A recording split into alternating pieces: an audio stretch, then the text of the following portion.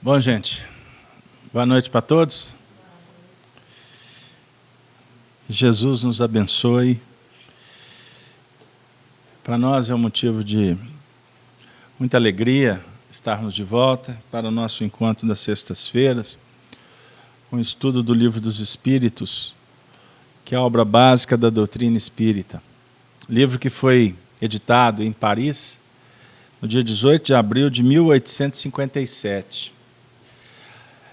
Diga-se de passagem, no próximo ano vamos ter festividades. 2017, o Livro dos Espíritos completa 160 anos de lançamento. Então o movimento espírita vai efetivamente promover muitas ações. Outro dia fizemos 150 anos, hein? Como é que passou rápido, né? Nos 150 anos houve até um congresso do Espiritismo em Brasília, nós tivemos presentes, uma viagem inesquecível, com a presença do Arnaldo, enfim. E ano que vem, portanto, nos reserva muitas comemorações, porque o Livro dos Espíritos é a base de todo o fundamento, né, de todo o projeto da revelação, da terceira revelação. Estudemos o Livro dos Espíritos para termos uma base segura em termos de doutrina espírita. Nós gostaríamos de dar boa noite para todos. Alguém vindo a casa a primeira vez? Sejam bem-vindas. Se sintam acolhidas aí dentro da nossa simplicidade, mas, acima de tudo, do nosso interesse em fazermos amigos. Nós aproveitamos também para dar boa noite para a Soni, os amigos do chat. Gostaríamos de endereçar, portanto, um abraço para todos os nossos amigos internautas da rede Amigo Espírita, da Rádio Brasil Espírita, os nossos amigos da FEAC. E hoje, especialmente, eu gostaria de mandar um abraço para um amigo, novo parceiro, que está acompanhando ao vivo, que é o nosso companheiro Ebert, da cidade de São Luís do Maranhão. E nós estamos aí ajustando para que em 2017 a gente possa visitar os amigos lá do Maranhão. Vai ser uma grande oportunidade, um belo aprendizado. Então, se sinta abraçado por nós, Herbert, e que você possa voltar outras vezes para essa frequência da FEAC. E, Eugênio, eu não estou me segurando aqui, não. Se você não segurou nas montanhas de Belo Horizonte, eu não vou me segurar aqui na planície, né? Se eu posso assim dizer.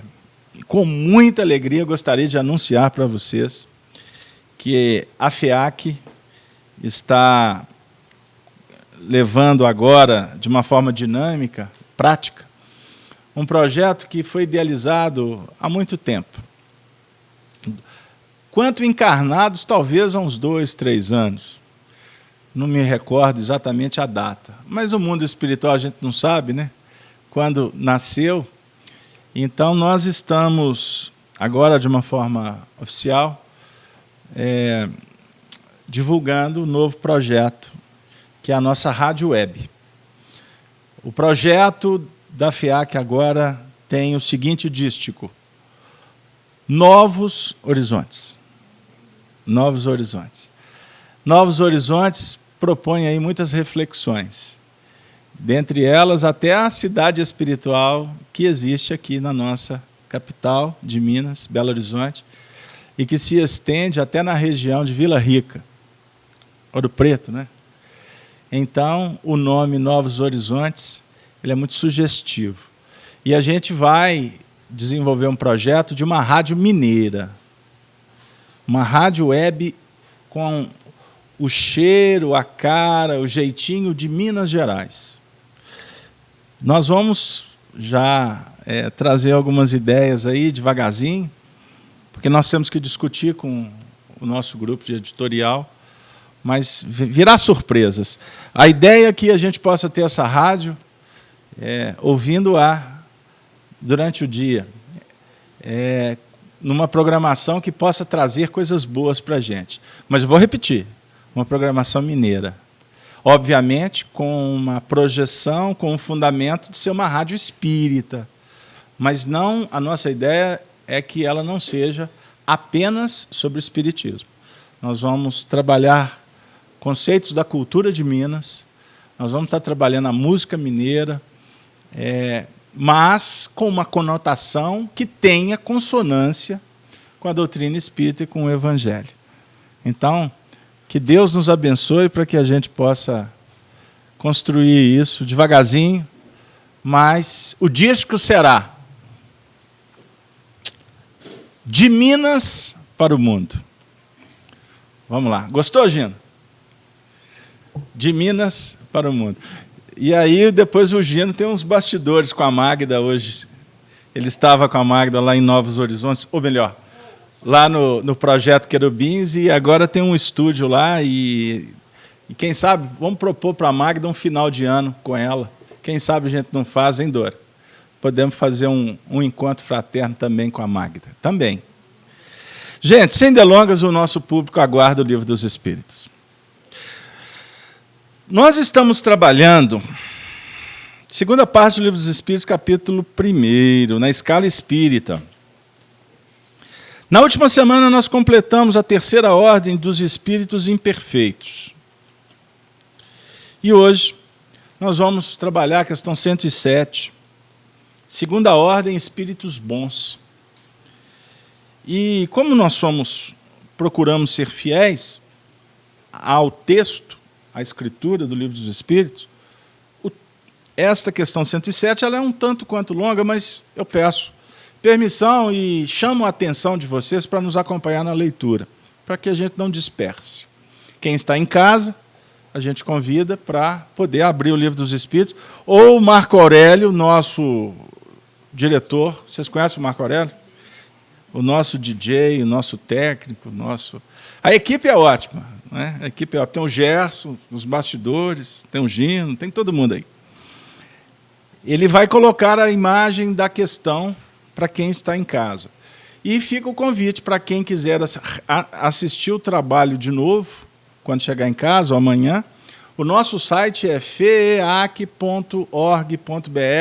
lá no painel intitulado Palestras, vocês têm em vídeo e tem em áudio. E quem também tem o Facebook tem essa prerrogativa, além de acompanhar também pelo site da Rede Amigo Espírita também. E pelo site da Rádio Brasil Espírita. Nós estamos diversificando para poder oferecer a mensagem para todos que se interessarem. Questão 107. Características gerais dos espíritos bons, segunda ordem. Predominância do espírito sobre a matéria. Desejo do bem é o nosso tema. Desejo do bem. Suas qualidades e poderes para fazer o bem estão em relação com o grau de adiantamento que hajam alcançado. Uns têm a ciência, outros a sabedoria e a bondade. Os mais adiantados aliam o saber às qualidades morais. Não estando ainda completamente desmaterializados, conservam mais ou menos, segundo sua categoria, os traços da existência corporal. Quer na linguagem, quer nos hábitos, entre os quais se encontram mesmo algumas de suas manias. Do outro modo, seriam espíritos perfeitos. Compreendem Deus e o infinito e já gozam da felicidade dos bons. São felizes pelo bem que fazem e pelo mal que impedem. O amor que os une é, para eles, fonte de inefável ventura. Não se alterando nem pela inveja, nem pelo remorso. nem por nenhuma das más paixões que constituem o tormento dos espíritos imperfeitos. Mas todos ainda têm que passar por provas, até que atinjam a perfeição absoluta. Como espíritos, sugerem bons pensamentos, desviam os homens do mau caminho, protegem na vida o que se tornam dignos desta proteção e neutralizam a influência dos espíritos imperfeitos sobre aqueles que não se comprazem em sofrê-la. Quando encarnados, são bons e benevolentes com seus semelhantes. Não são movidos pelo orgulho, nem pelo egoísmo, nem pela ambição. Não experimentam ódio, vírgula, rancor, vírgula, inveja ou ciúme. E fazem o bem pelo bem. A esta ordem pertencem os espíritos. Essa foi ótima. A Sony entrou agora em conexão com os espíritos superiores que coordenam essa casa. E ela repetiu, dizendo, igual a gente. Não foi, Sony? Ela foi médio, viu, gente? Mas ela faz parte da categoria dos bons espíritos. Não podia perder essa viagem, podia? Foi muito engraçado.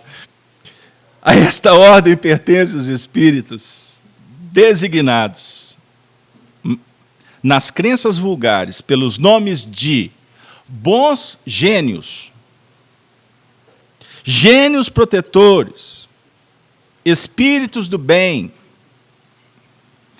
Em épocas de superstição e de ignorância, foram considerados como divindades benfazejas. Pode-se dividi-los em 4 grupos principais. Antes de dividir em 4 grupos principais, vamos dar uma passada? Porque o texto é longo, senão a gente fica só na leitura, mas você me ajuda, viu, Sony? Eu não vou devagar, não. Eu posso ir devagar, mas não vou devagar. Então, a predominância é do espírito sobre a matéria. Olha que interessante. Predominância. Então, não significa que já estão livres da influência da matéria. Mas a tendência, o que predomina, é estar sobre a matéria. É o símbolo de Jesus andando por cima das águas. Por que Jesus anda por cima das águas? Para demonstrar a sua capacidade de anular o efeito gravitacional. Ele queria demonstrar que ele, embora ele tenha essa capacidade, e por isso que ele andou, porque isso não é lenda, não foi invencionismo, mas o símbolo é definir para nós como o espírito, à medida em que ele vai se graduando, que ele vai se libertando das peias da matéria, ele passa a ser protagonista. Pegou lá?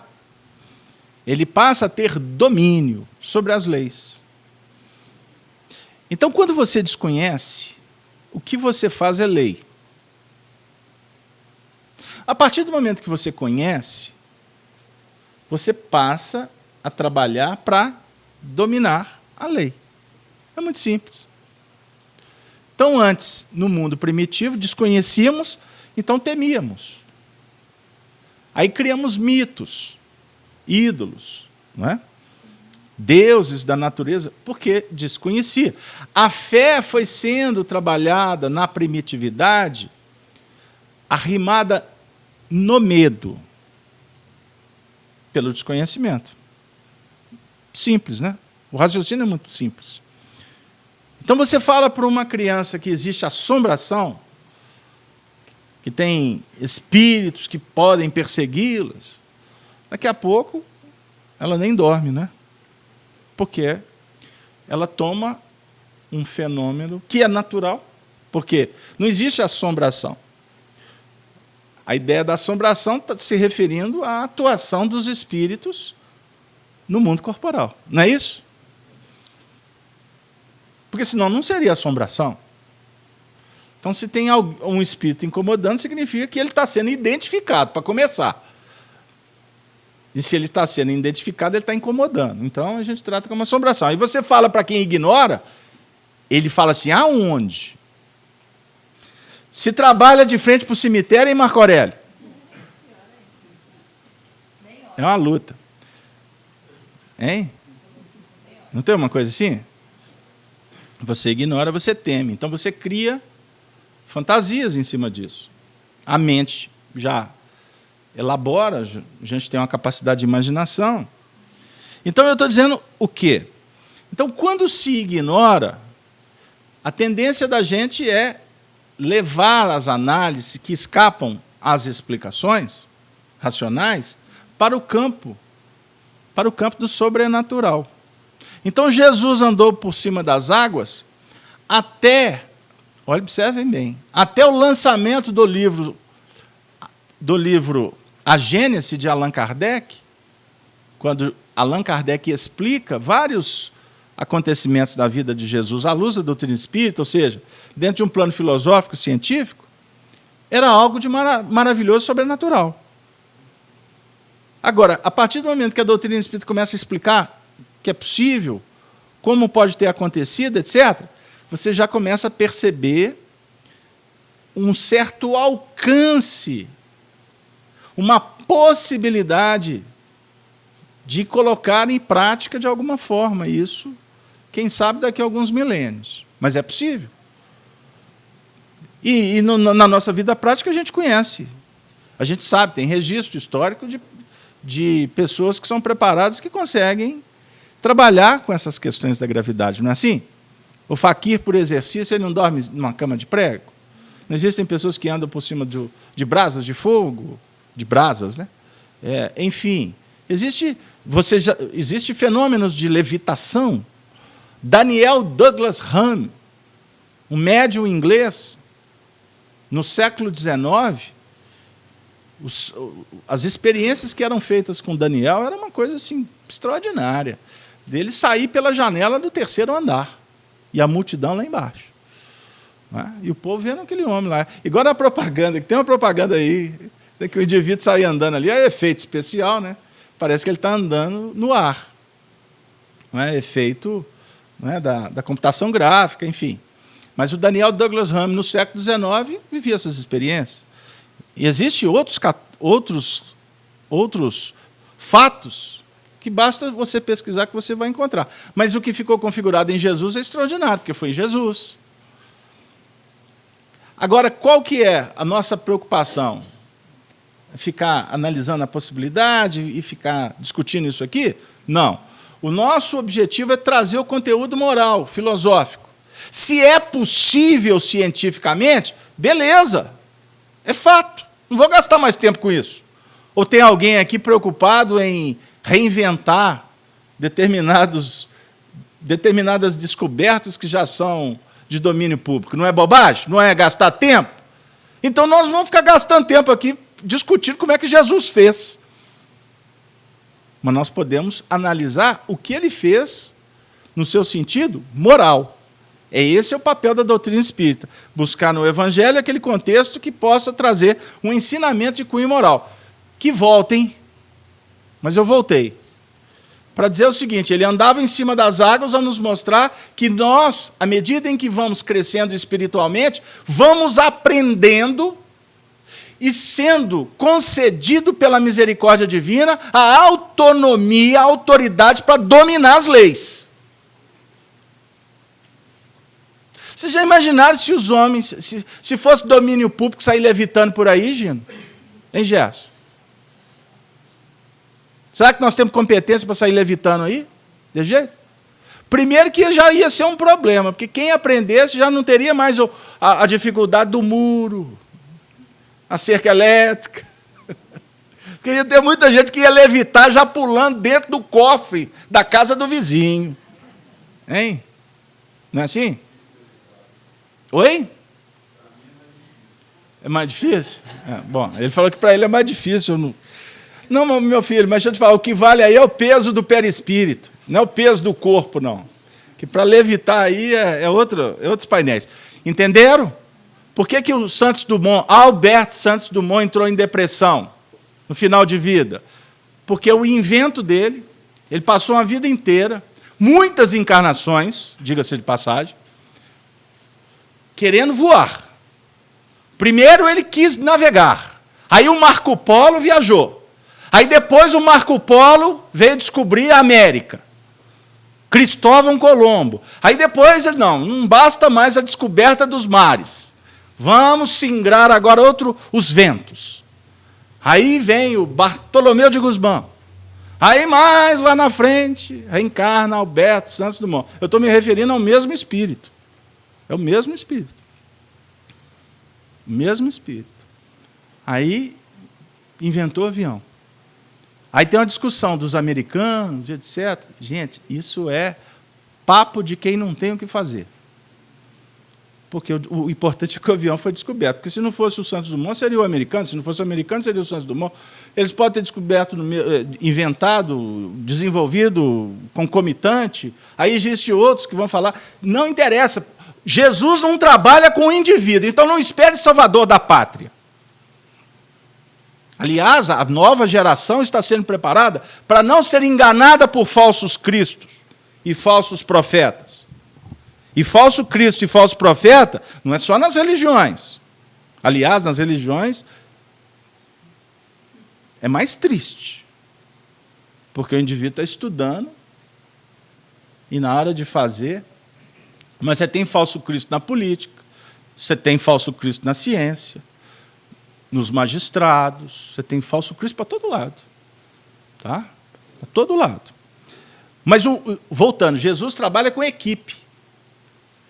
Não foi o que o Espírito da Verdade falou para Allan Kardec? Vocês estão lembrados da história da doutrina espírita?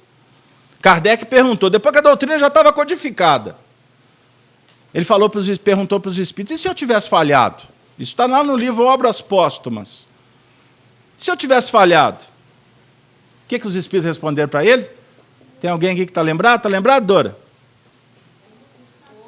Outros se encontravam preparados, porque a obra de Deus não pode ficar depositada na mão de homens. Porque nós temos livre-arbítrio. Agora é óbvio, né? Que os espíritos trabalham com competência. O espírito que recebe uma delegação, uma missão, lá no mundo de lá, eles trabalham com possibilidades. Tem mais possibilidade de acertar? Tem menos possibilidade de acertar? É por aí. Aí é analisado o passado do indivíduo. O passado do indivíduo. Então, tem homens que reencarnaram que não podem ficar presos, limitados a determinados conceitos, a determinadas injunções da sociedade. Engessa. Aí eu me recordo do meu querido professor de doutrina espírita, Leão Zálio. Leão Zálio. Leão Zálio foi um espírita que, quando ele esteve encarnado aqui, foram poucos que compreendiam o Leão Zálio. Porque ele estava além do tempo. E ele falava para os espíritas, olha, não fica engessado dentro de centro espírita, não. Casa espírita é uma escola, mas se amanhã você tiver que ir embora, vai embora. Vai trabalhar. Porque muitas vezes os homens engessam. Se discute tanto sexo dos anjos que as coisas não caminham. Você já imaginou se o Santos Dumont tivesse preso numa instituição fechada, no sentido de ele não poder experimentar? Albert Einstein. Vamos falar dos cientistas, hein? O que você falou? Não, tem que se libertar. Caso Alberto, mas isso você estava falando de um assunto, foi para outro, e foi para outro, e foi para outro, e foi para... Eu queria só perguntar para vocês, deu para passar a ideia do que é andar por cima das águas?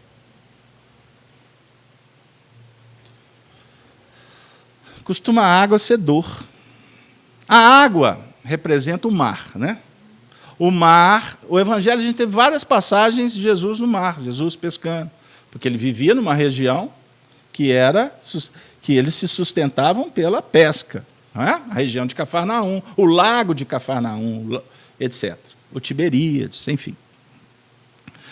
Mas é muito sugestivo. O Honório batia muito nessa tecla. O mar representa todos os recursos que a vida nos oferece. No mar você sobrevive. No mar você vai ter tudo que você precisa. Mas o mar representa a oportunidade de trabalhar. Não é a questão da pescaria. Mas você tem que saber que hora que você vai pescar. Então, as circunstâncias da vida, e etc, etc, etc, etc. Então, as coisas do mundo podem favorecer a sua evolução e tendem para te ajudar. Ajudar no sentido de você usar. Você aprimorar, valorizar. Tempo e espaço.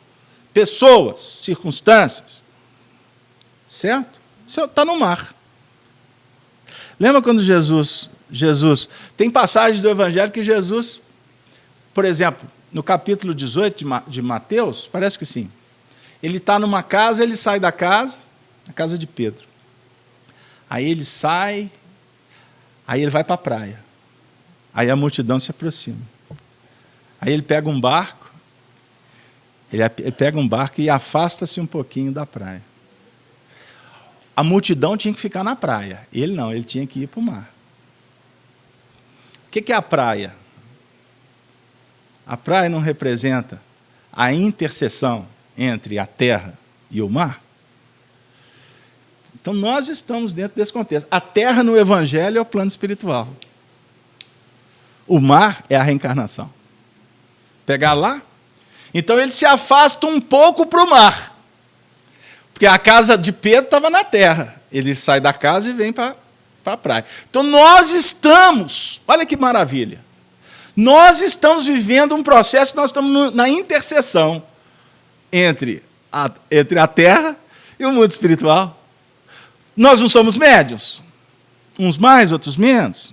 Não vou discutir isso, não. Tem alguns que concordam, outros discordam, mas isso aí é sexo dos anjos agora. Todos nós temos sensibilidade. Todos nós registramos espíritos, uns mais, outros menos. Então, nós estamos na praia. Pegou? Então, o desafio nosso é entender a importância do mar e ir para o mar à medida em que nos sentirmos seguros que podemos entrar para o mar. Então, o mar pode representar o seu desafio, o seu relacionamento, a sua doença, a sua inibição, no seu sentido complexo, viu? O seu trabalho é o mar. Mas o mar pode ser também a casa espírita. Não pode? Você não vem trabalhar no centro espírita, Gislaine?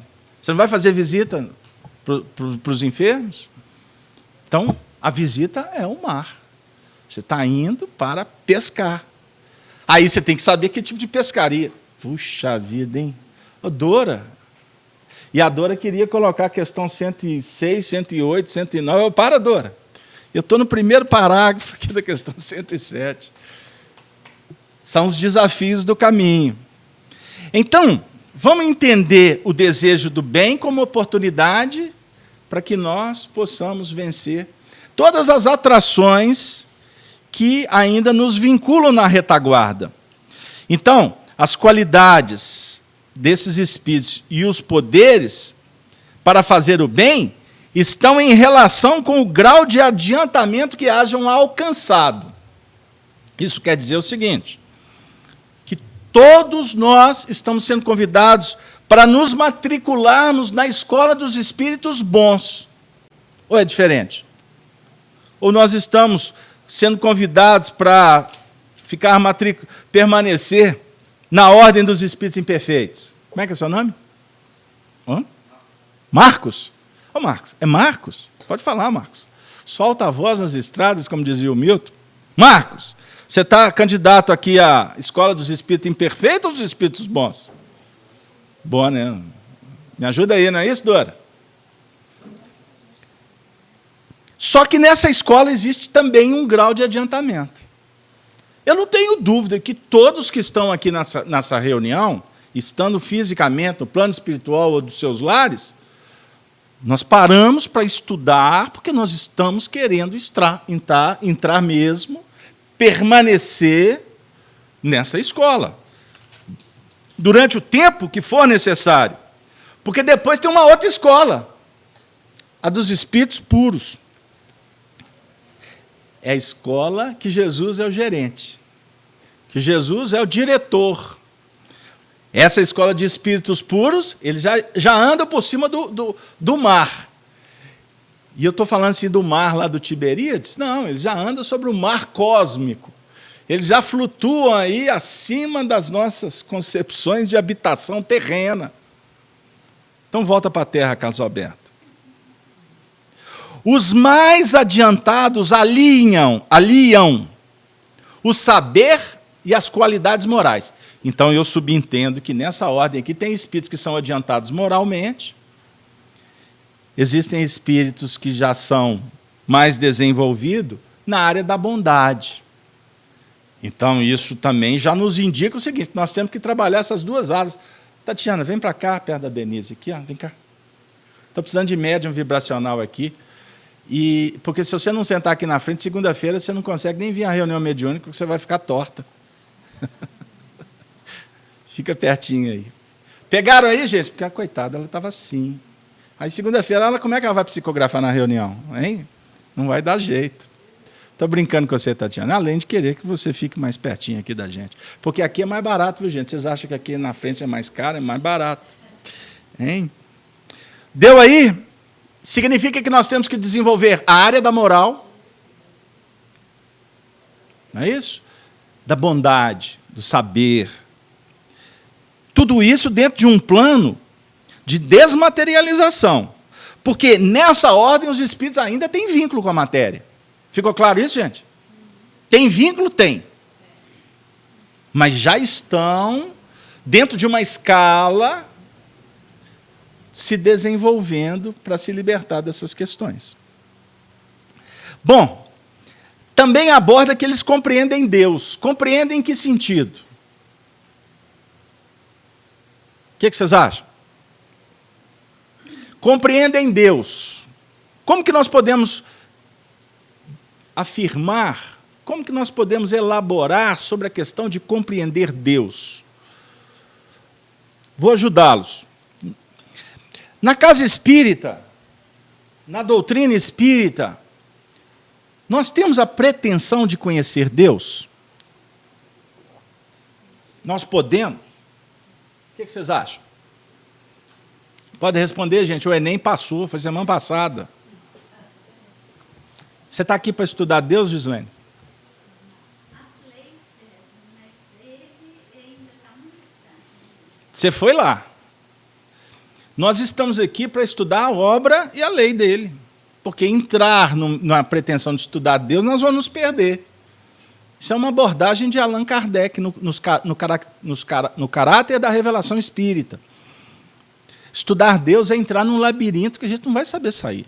Falta no sentido, certo? Mas os espíritos indicam. Então, se nós não temos condição de estudar o Pai, vamos estudar a obra dele. Vamos estudar a obra perfeita dele, que é o Espírito. Porque nós somos espíritos, nós somos obra dele, não somos? Nós não fomos criados por Deus? Deus não é o criador de todas as coisas? Então você é criação de Deus, você é criação divina. Então, qual que é o papel da doutrina espírita? Propor um estudo do Espírito. Não volta aqui mais, porque eu não quero saber da assombração. Não, para, nós não estamos falando dos espíritos lá, desencarnados. Isso é só para brincar com a turma que está chegando aí. Nós estamos aqui para estudar o Espírito que sou eu, a minha individualidade. Por quê? Estudar o Espírito, nós vamos, naturalmente, trabalhar as leis que favorecem o crescimento do Espírito, que dá motivo, significado para a dinâmica do Espírito. Por que você reencarnou? É uma pergunta filosófica, não é? Aí nós temos uma resposta doutrinária, que tem uma lógica extraordinária, mas pode ter gente aí que está assistindo que não concorda. Qual que é a lógica que a doutrina espírita propõe para nós? Que nós nascemos para progredir. Nós nascemos para evoluir. E muitos materialistas concordam com isso. Mas são materialistas que não acreditam na vida pós-morte. Acreditam que o progresso se limita apenas a esse período nosso aqui na Terra. Sabiam disso? Agora, nós que somos espíritas, e também somos espiritualistas, porque o nosso discurso também é para espiritualistas que não são espíritas. Existem amigos que são budistas, que assistem os nossos vídeos, católicos, evangélicos, e etc, etc, etc. Muçulmanos, nós temos amigos muçulmanos que assistem os nossos estudos, porque encontram aqui uma ambiência de fraternidade. Aqui não existe como é que eu digo assim, preconceito religioso, nada disso. A gente trabalha num sentido geral. Obviamente que a tônica da nossa reunião é espírita, mas de vez em quando a gente deixa o espiritismo aqui e amplia o conceito para atender todos. Em tese, todos, seria vaidade, pretensão, ficou claro? Aqueles que estão interessados em acompanhar o raciocínio.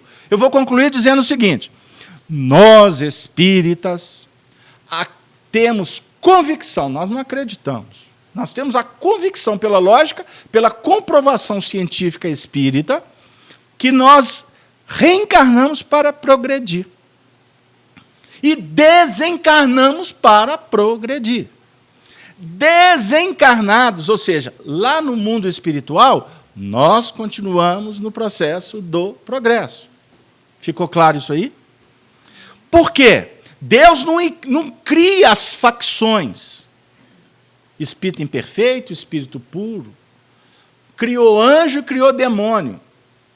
Isso foi uma alegoria trabalhada há muito tempo, que, na realidade, favoreceu para que, durante muitos séculos, os homens continuassem presos no temor. Como eu disse, na fé imputada pelo medo. E isso era interessante para a igreja.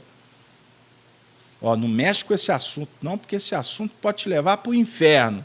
Eles não tinham explicação. Quem que podia salvar alguém do inferno? A igreja, os sacerdotes. Então, você não mexe nisso, não, e você fica conosco. Você faz o que eu quero, porque aí fica todo mundo pronto para o paraíso. Então, isso era uma tática psicológica para segurar o ímpeto do povo primitivo. Então, por exemplo, o sexo foi tratado durante milênios na base de um puro preconceito, de ideias extremamente equivocadas, onde se misturava alho com bugalho para segurar a onda do povo. Entendeu? Imaginemos a vida há 500 anos atrás. Não vamos nem muito longe, há 500 anos atrás. Então, olha, você não escorrega não, que você pode ir para o inferno. Aí criou-se, inclusive, um mecanismo de pedir perdão. Como não tem jeito de segurar o pecado, então vamos criar uma situação aqui de favorecer um perdão, desde que você faça algumas coisas aqui para ser perdoado. Gente, eu estou falando isso com todo respeito, porque existem milhões de pessoas que estão evoluindo dentro dessas faixas, que é extremamente compreensível. Porque aqui está falando sobre o desenvolvimento diante do grau de adiantamento. Quer dizer, cada um de nós traz um conteúdo, traz uma experiência. Cada um de nós temos uma tendência. Nós estamos inseridos num processo, numa família, num tempo, num espaço, que é o grande indicador para a nossa evolução. Mas eu quero dizer que existem milhões de pessoas que estão estigmatizadas por essas práticas antigas. Tem pessoas que não dão conta de ficar num ambiente fechado. A vida de algumas pessoas é passear, é sair de casa, porque não dá conta. Você está aqui dentro de uma casa, se você fechar a porta, a pessoa já fica incomodada. Apagar a luz ali, já não, acende tudo. Não, abre as portas. Não, mas está frio. Não, mas abre a porta. A gente põe um cobertor. Isso é um estigma. Isso são marcas que o indivíduo traz de claustros, de algemas, de experiências dificílimas que viveu no passado. Tem outros que estão perdidos, alienados no mundo, porque os seus estigmas favoreceram para que, dentro de uma ambiência de muita liberdade, o indivíduo se desgoverna nas paixões, se libera de tal forma, num jogo de uma intensa sedução para fugir dos seus domínios, das suas impetuosidades, das suas dificuldades. Então ele sai por aí fazendo de tudo que ele pode. Não é porque ele tem uma índole complicada, embora existam os que a possuem, que estão transviados. São espíritos que precisam de muitas encarnações para se ajustarem. Mas, dentro de um contexto, entre aspas, de normalidade, os comportamentos sociais, familiares, profissionais, eles estão o tempo todo dizendo da nossa posição, do que nós trazemos do nosso passado, seja em nível de traumas, de neuroses, seja inibições, sejam as psicopatias mais graves, sejam as disfunções orgânicas, a frigidez, não é? Por exemplo, na área da sexualidade, as dificuldades no campo da visão, da audição, das percepções, das habilidades, como também as prerrogativas, as possibilidades, não é? As habilidades, a sensibilidade, a mediunidade. Por que o indivíduo está trabalhando a mediunidade hoje? Por que ele vê espíritos? Por que ele ouve? Por que ele sente a influência dos espíritos num grau muito intenso? Ou seja, ele é médium mesmo. Porque essa é a configuração do médium. Aquele que vê, que tem claro a existência dos espíritos. Os outros, que eu falei que todo mundo é médium, todo mundo não é médium. Todos temos um pouquinho de percepção. Mas médium, na acepção da palavra, são aqueles que vieram com a janela do psiquismo aberta. E aí, dentro das faixas de médiuns, vocês vão encontrar médiuns de todos os tipos. Desde o médium completamente desequilibrado, não é? Cometendo atitudes na sociedade que são assim, meu Deus, como que o indivíduo pode fazer isso? Aí você vai conversar com ele e diz, não, fui eu que fiz, não. Hoje eu escutei no rádio um indivíduo que tirou a roupa no ônibus, no metrô, sei lá, e começou a fazer viajações na área da sexualidade, na frente de todo mundo. Aí, no final, lá, ligaram para a polícia, prenderam o indivíduo quando chegou o metrô na estação. Aí ele foi dar entrevista. Primeiro que o indivíduo nem conseguia conversar direito. Você vê o nível de dificuldade, até para expressar. E depois ele falou assim, não fiz nada disso, não. Esse pessoal está tudo doido. Que surto psicótico que é esse? Não é? Então, existem explicações. Como existem momentos mediúnicos que não chegam nas raias de um desequilíbrio insano, mas você vê no comportamento na sociedade. Médiuns desequilibrados, você começa a conversar com o indivíduo não para de falar. Aí ele está falando de A, daqui a pouco ele está falando de B, está falando de azul, daqui a pouco está falando de preto, e vai um assunto emendando o outro, e etc, etc, etc. Aí, no final, ele... Tchau.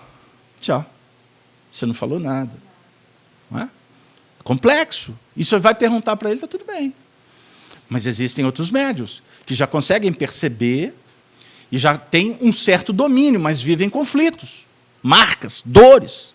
Aí precisa de quê? De ajuste, precisa do psicólogo, precisa da medicação do psiquiatra, e etc, etc.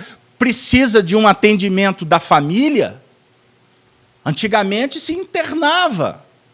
O indivíduo começava a ter um desvio de comportamento, internava ele. Aliás, Minas Gerais tem um karma histórico no Brasil. Perante o Brasil, Minas tem um karma. E isso se deu na cidade de Barbacena, nos hospícios de Barbacena, onde a sociedade brasileira, no século XIX, quando queria tirar o indivíduo da sociedade, mandava ele para Barbacena com diagnóstico de loucura. Quantas meninas que ficaram grávidas e os pais, para não ficarem maculados na sociedade, mandaram essas meninas para o hospício? Quantas coisas complicadas que a sociedade tamponava e internava ali como loucos. Ou o indivíduo tinha qualquer problema psicológico, a ignorância do povo não conseguia dar conta, mandava para o hospital psiquiátrico.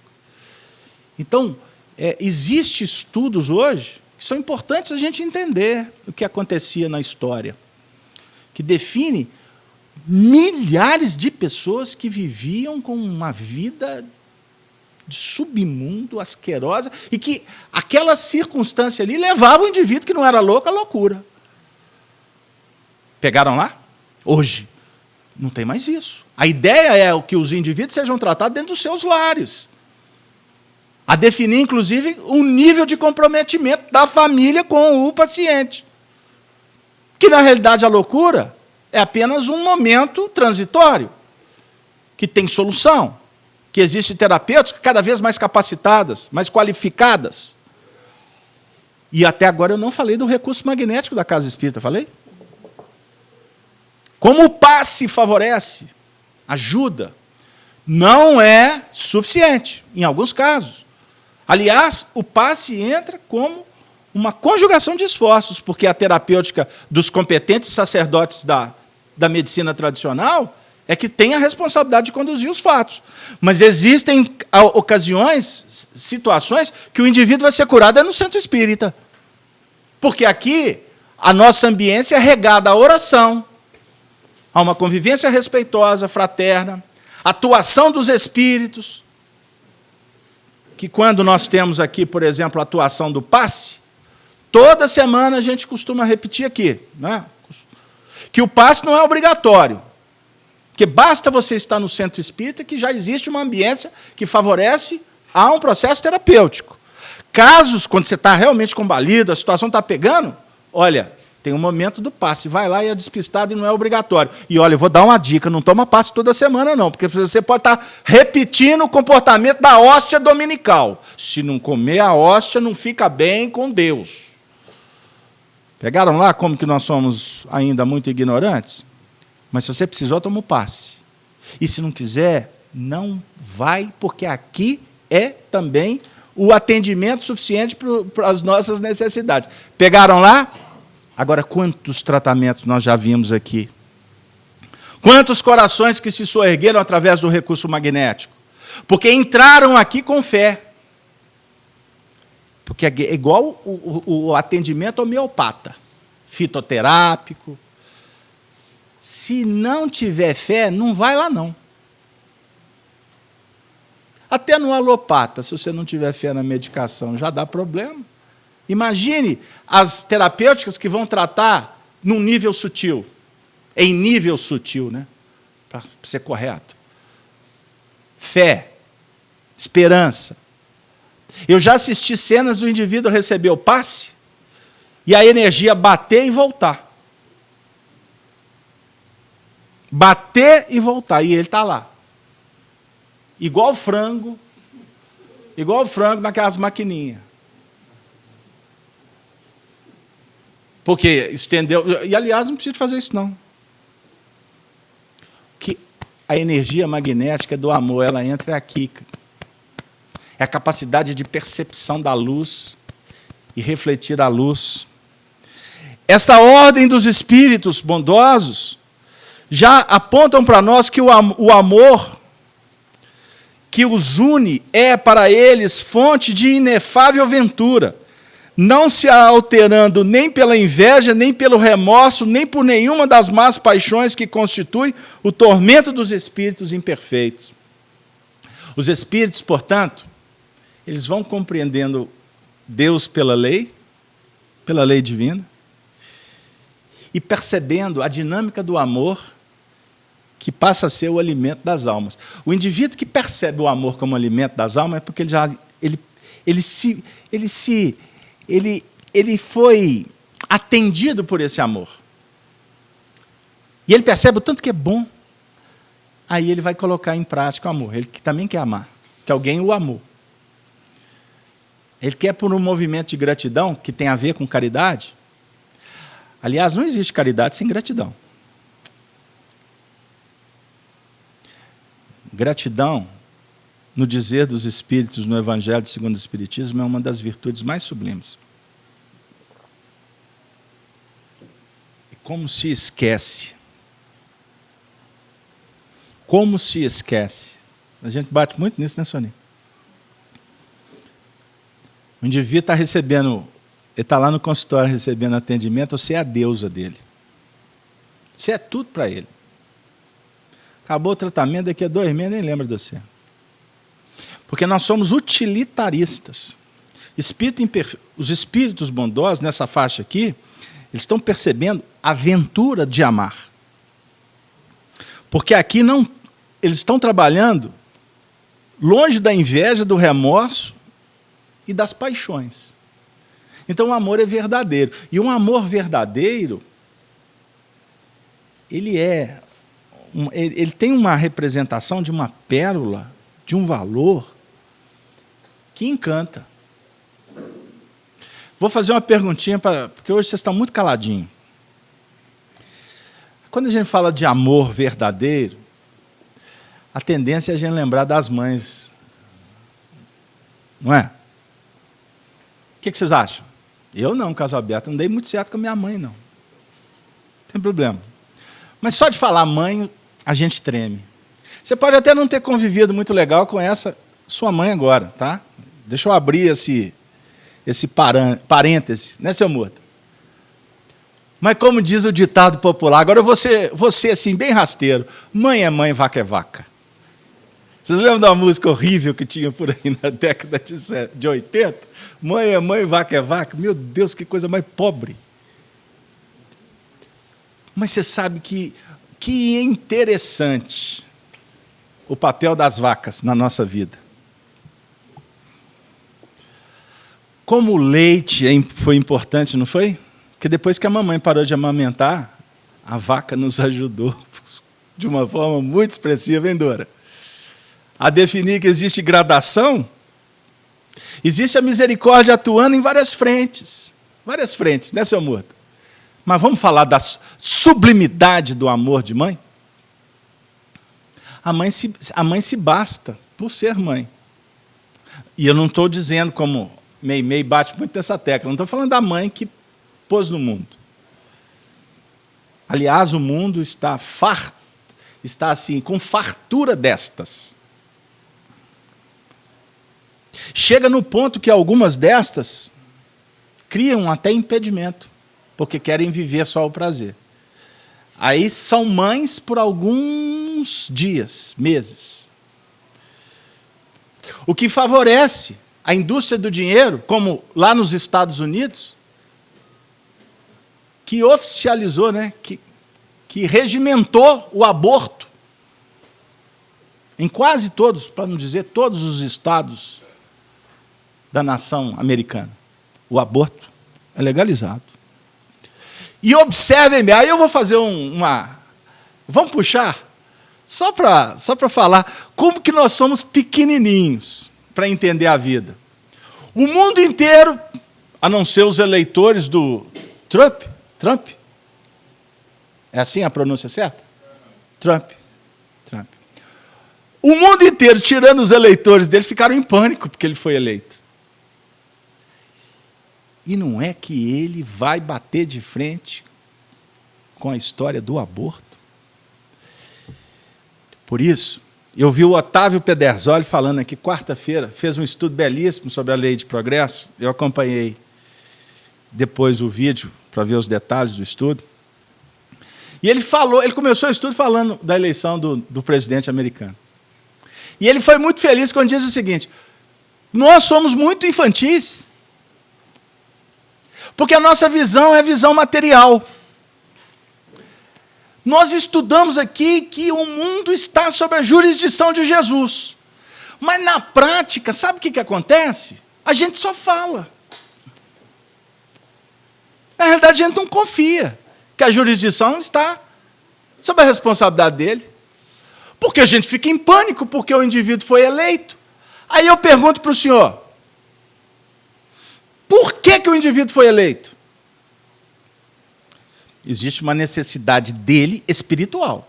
Porque ninguém é eleito, principalmente presidente da maior potência do globo, ninguém é eleito como presidente dessa nação por acaso. Então, existe, aquele indivíduo reencarnou para ser presidente dos Estados Unidos.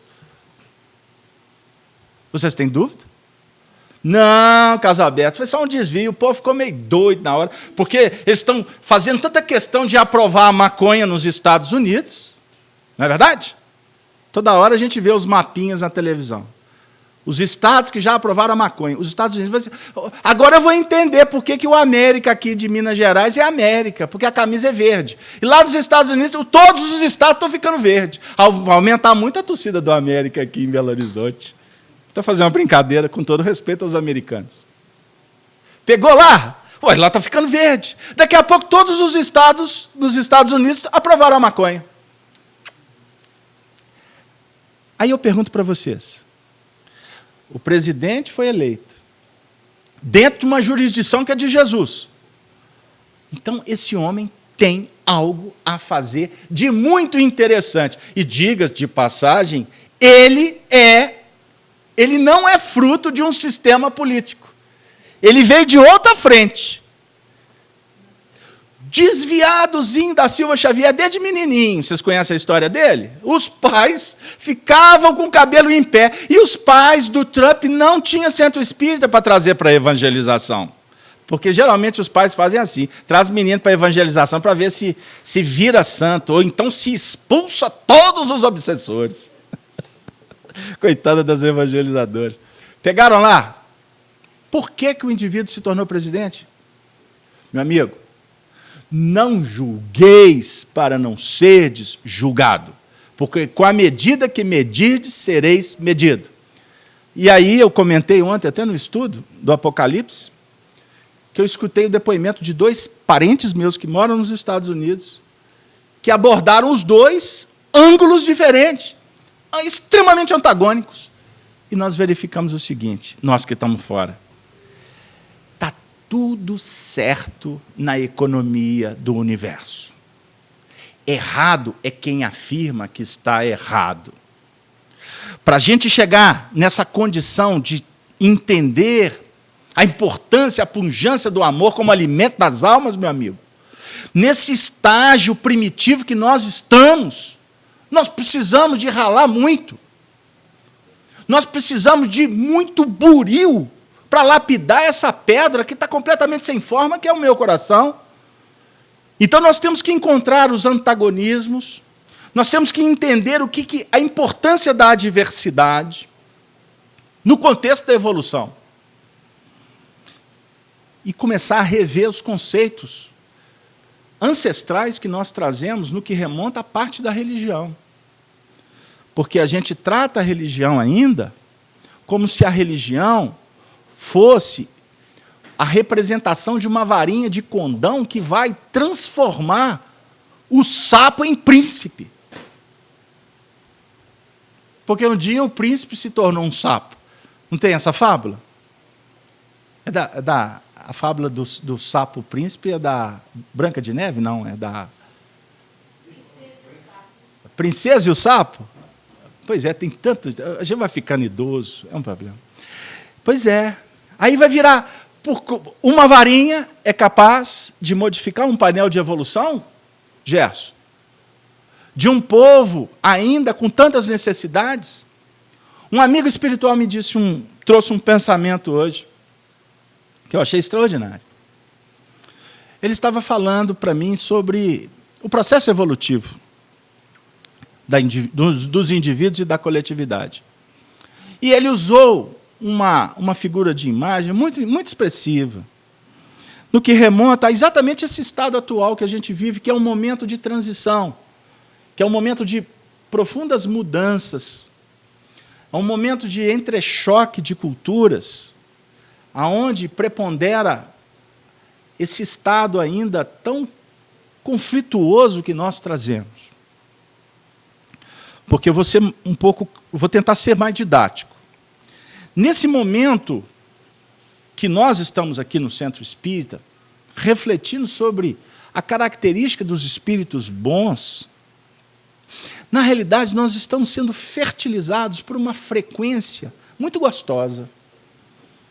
Um perfume com uma fragrância incomparável, para quem está com o coração aberto, tá? Porque aqui eu venho escutar propostas que alimentam a esperança.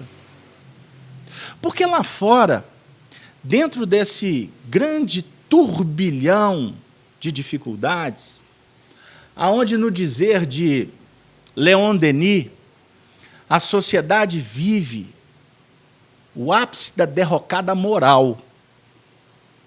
Porque os valores espirituais foram deixados à margem do caminho. E o preço é muito alto. Vocês possivelmente já ouviram nós abordando aqui sobre o que o materialismo favoreceu para esfacelar a família.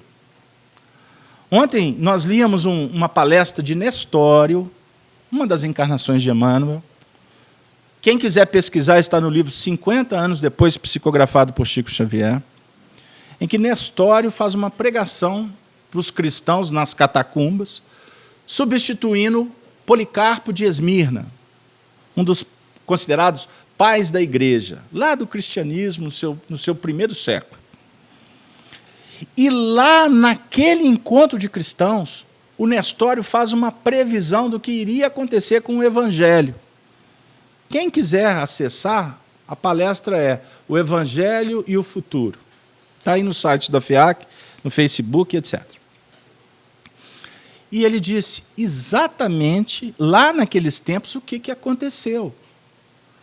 Aonde os valores, a proposta do Evangelho, ela tomaria um rumo que seria um grande movimento de proselitismo.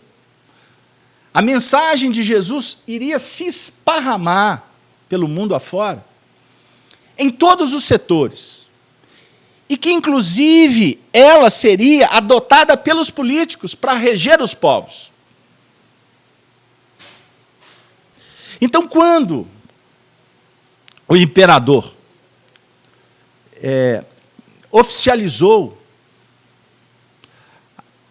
o cristianismo como religião do Estado, Constantino, ali, para quem tem olhos fixados no passado, ali se conspurcou toda a mensagem do Evangelho.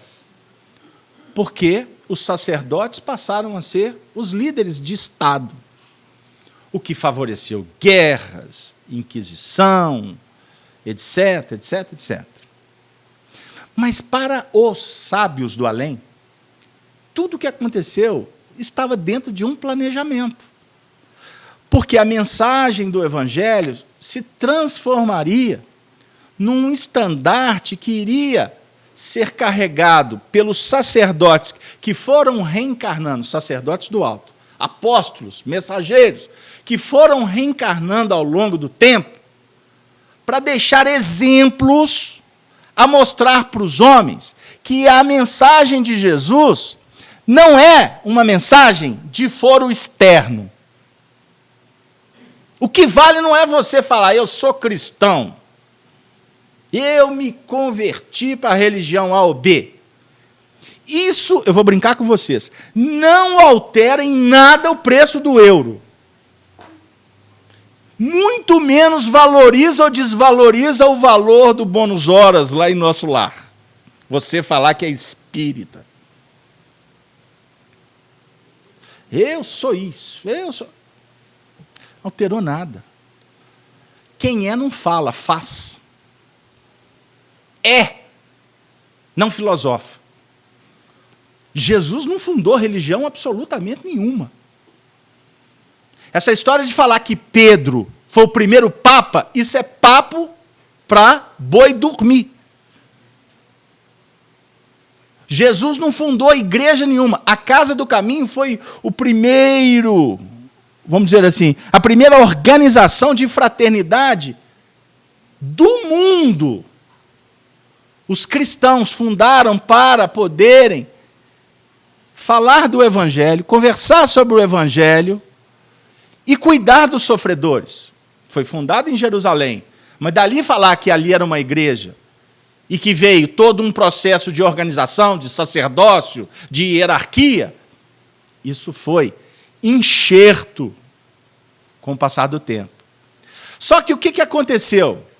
Chegou-se um momento em que o papado atingiu o clímax do poderio no ano de 1870. Porque o primeiro papa oficial foi o imperador Focas, do ano de 610. Mas 1260 anos depois, numa equação de Daniel, o papado chegou no seu ápice, quando o Papa declarou a sua infalibilidade. A infalibilidade papal. Ele é infalível. Ali foi o ápice. E tudo que na Terra chega no ápice, o ápice, ele configura o início da queda. Aí um amigo espiritual me disse assim hoje: pois é, meu filho, a gente não sabe quais são os desígnios do alto, mas todo o poder material da terra vai se esfacelar.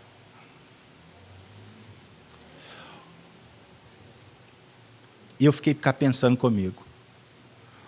Uma referência global que é os Estados Unidos, que está oficializando, que está legalizando a droga, ele está chegando no ápice e iniciar a sua queda.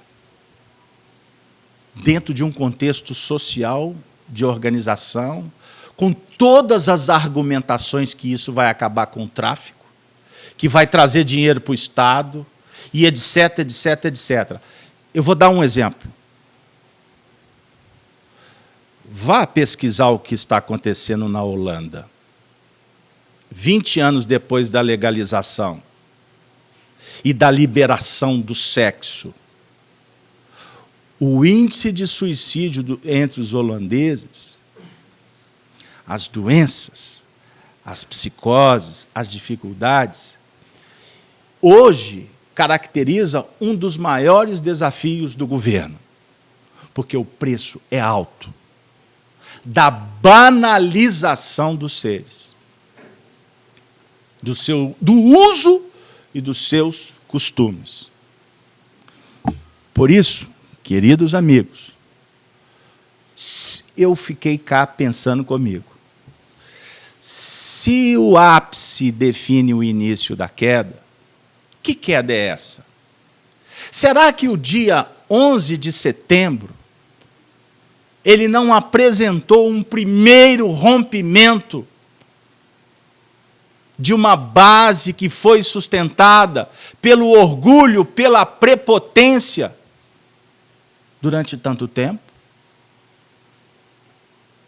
Aí eu fico cá pensando comigo, nesse momento em que nós vivemos, com líderes, comparando com os líderes que viveram na época da Segunda Guerra Mundial, como Stalin, Churchill, Hitler, Roosevelt e tantos outros.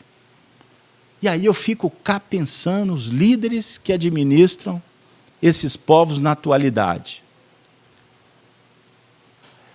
São bolsões, são facções de espíritos que representam exatamente o Estado que configura um passado que está em franca decadência, falência, morte.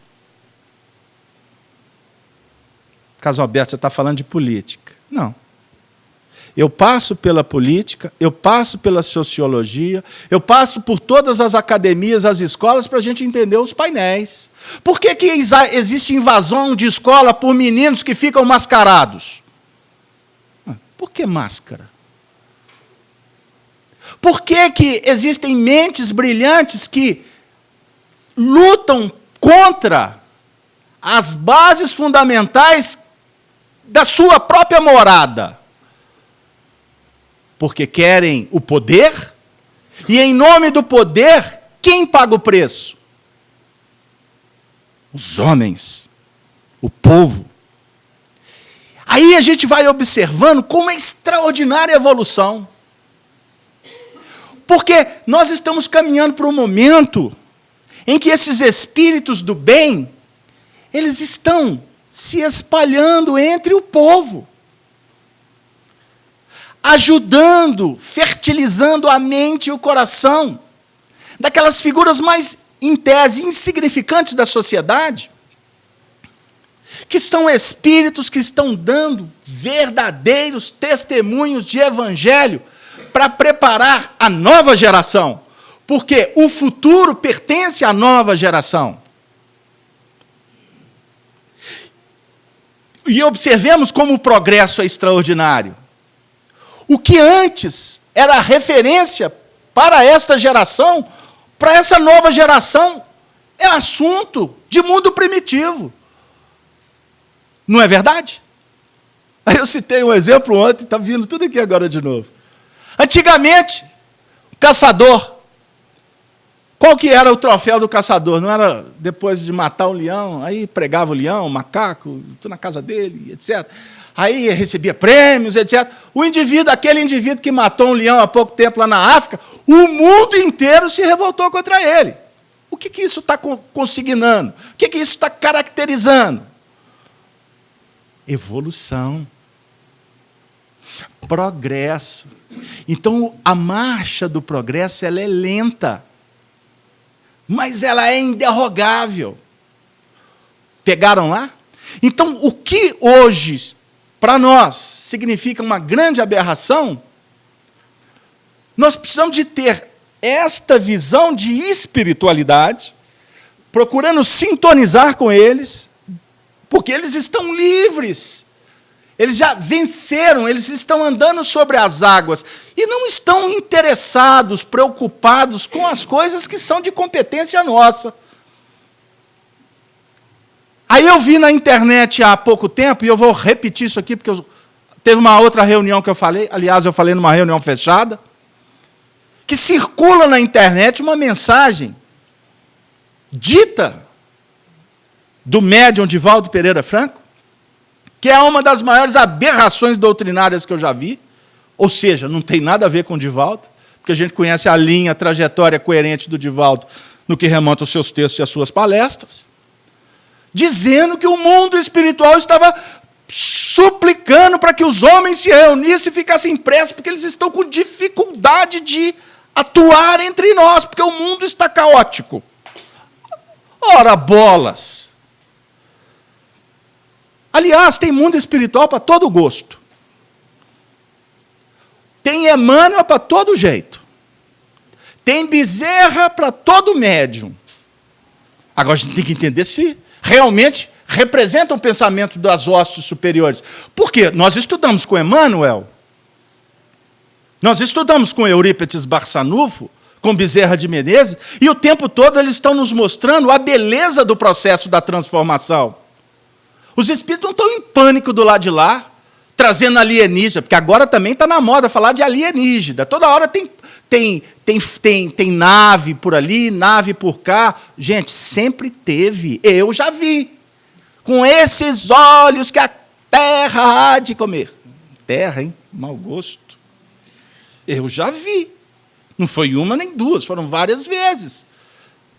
Fenômenos extraordinários, belíssimos, que me trouxeram regozijo, e eu fiz prece por eles.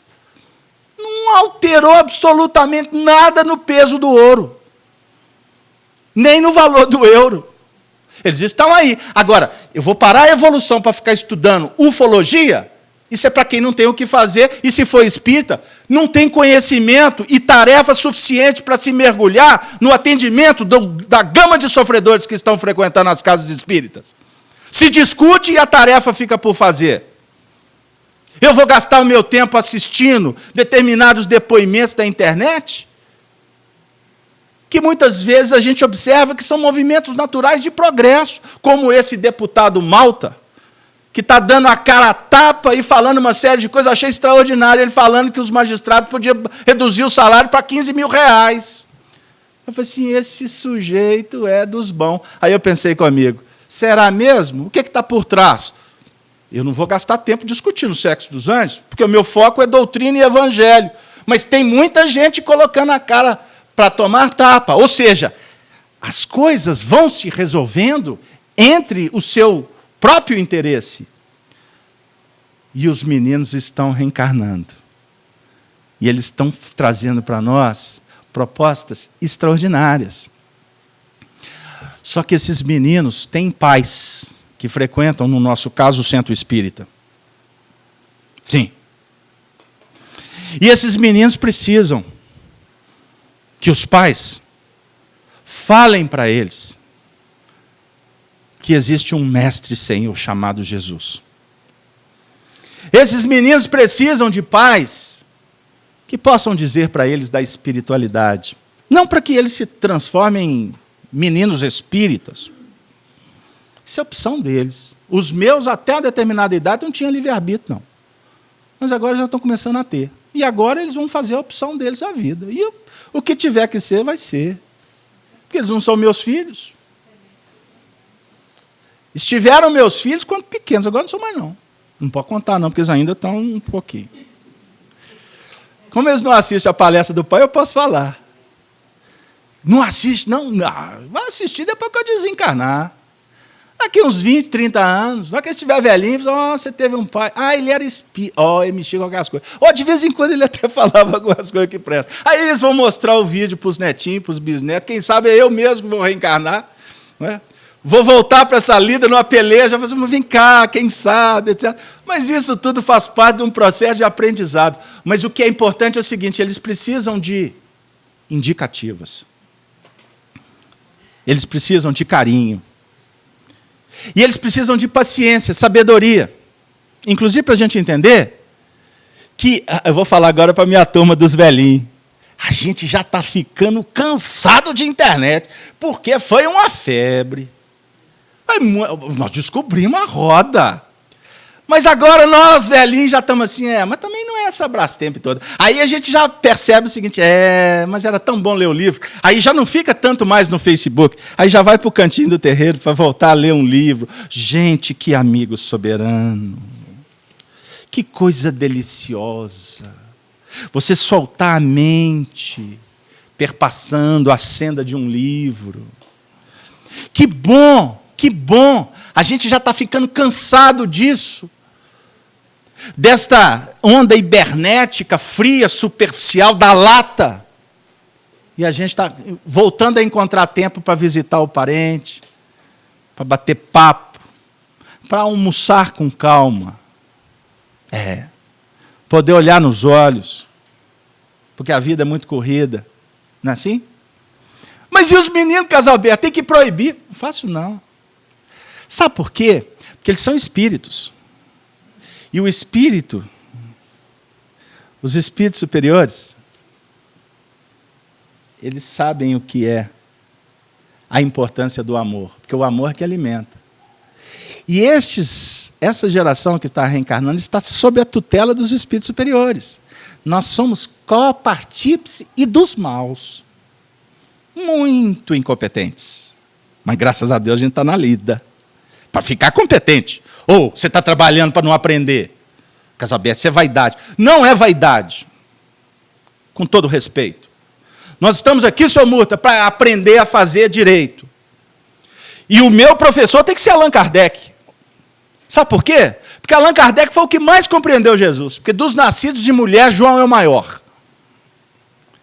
Aí o Kardec me fala, olha, tem espírito, tem mundo espiritual, tem pedagogia, tem educação, tem caridade. Aí Kardec me abre o painel e ele fala assim, agora, meu filho, você presta atenção no outro mestre.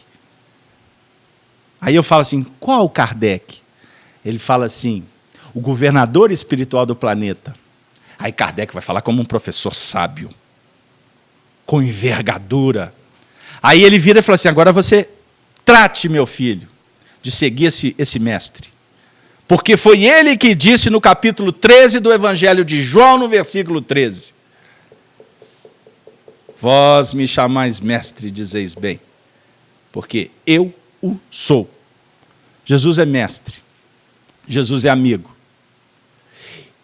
Então, quando Kardec aponta para que a gente siga Jesus, ele está dando uma dica indiscutível para quem tem o coração já agradecido por tudo que Jesus nos oferece.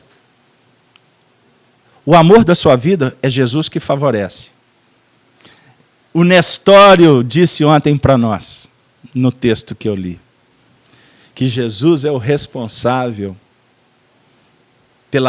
pela nossa vida. Você está reencarnado aqui porque você teve uma autorização dele. Você acreditando ou não. Você acredita no sol? O sol existe? A lua existe? Mas existe, né? Mas se você falar que não existe, vai continuar existindo, não vai? Se você concorda comigo ou não concorda, não tem problema. Jesus foi quem favoreceu que você reencarnasse. E vou te dizer mais, se você não acredita. Na hora que o bicho pegar, você vai falar assim, ô Jesus, eu não acredito no Senhor não, mas se o Senhor existir, me dá uma mão. Ajuda aqui, pelo amor de Deus. Não tem um negócio assim? Porque na hora que o calo dói, você liga para os detalhes? Não. Gente, o assunto, ele é dinâmico, ele é motivante. É um assunto que falar do progresso, falar da nossa relação com os espíritos superiores, ele perpassa os nossos limites, a nossa realidade atual. Inclusive para dizer, para você não se preocupar, eu estava esquecendo, você não se preocupar com os seus meninos, porque eles sabem, eles estão sendo guiados pelos espíritos superiores, e eles mesmos já estão começando a dizer assim, estou cansado disso aqui, porque isso aqui não dá vida. Então essa geração vai ser a geração que vai preparar a próxima geração, para elas não serem mais escravas do que ainda nos aprisiona. Se você não conhece, minha filha, o que você faz é lei. Mas depois que você descobre a lei, você percebe que você estava escravo de um sistema. Tanto que Jesus nos afiança essa fala no capítulo, vamos lá? No capítulo 8 de João, versículo 12. Conhecereis a verdade vos libertará.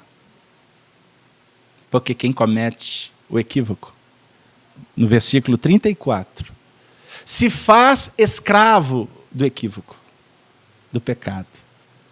Você faz e descobre, porque quando você faz, você costuma não descobrir.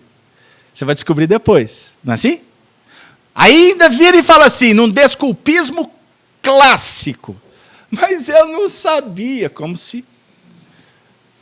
Ah, você sabia. Mamãe te avisou. Nossa, e como ela repetia, mas mamãe é mamãe. Aí vai encontrar com... Vai topar a cara no muro, né, na porta, aí vai lembrar da mamãe. Ei, mamãe. Mamãe era médium. Mamãe era bruxa. Mamãe não era nada disso. Mamãe era mamãe. Mamãe viveu, mamãe sabia. Em tese, mamãe era intuição. As mães são muito intuitivas. Embora sejam muitas mães escravas do maternalismo. Aí confunde. Modifica a relação, que deveria ser uma relação que promove, que educa, que ensina e que liberta.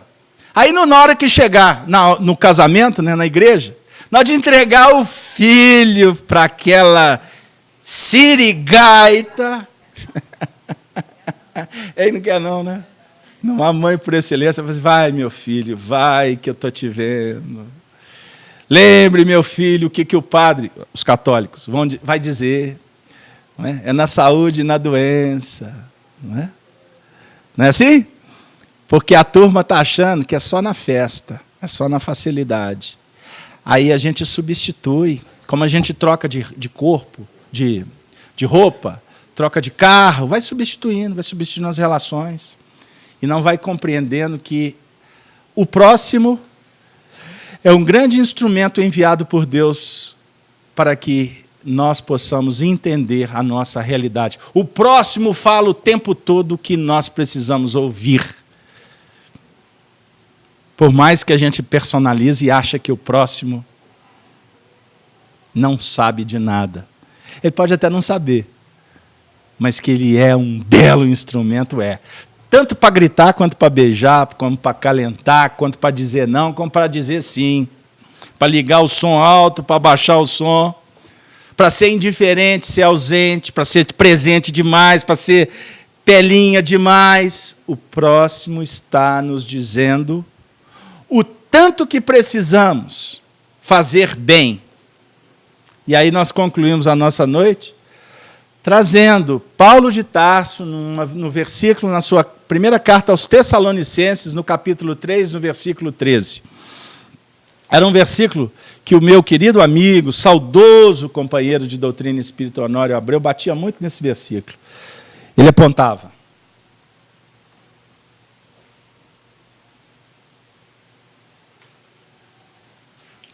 Paulo não diz, fazei o bem. Nessa abordagem, Paulo afirmou, e afirmará muitas vezes para a gente, fazer bem. Tudo que tu fizer, faça bem. Faça com dignidade. Faça com nobreza. Faça com respeito, com tolerância, com indulgência, com perdão, com benevolência. Não é isso? Faça. Faça. Faça com amor. Você vai bater o prego? Ele vai acertar seu dedo? Continua. Vai lá, uma hora você acerta. Faça com amor, faça com interesse. Quando você tiver que passar a noite no hospital, vai lá. Mas não vai porque hoje é seu dia. É porque ela é sua mãe. É porque ele é um cara que você não conhece. Mas não tem ninguém para ficar com ele. Hoje é o seu dia. Por que a vida te chamou? Não foi por acaso. Por que vocês vieram à casa de Kardec a primeira vez? Nós estamos longe de imaginar. Agora, eu gostaria que as 3 rosas que nos visitam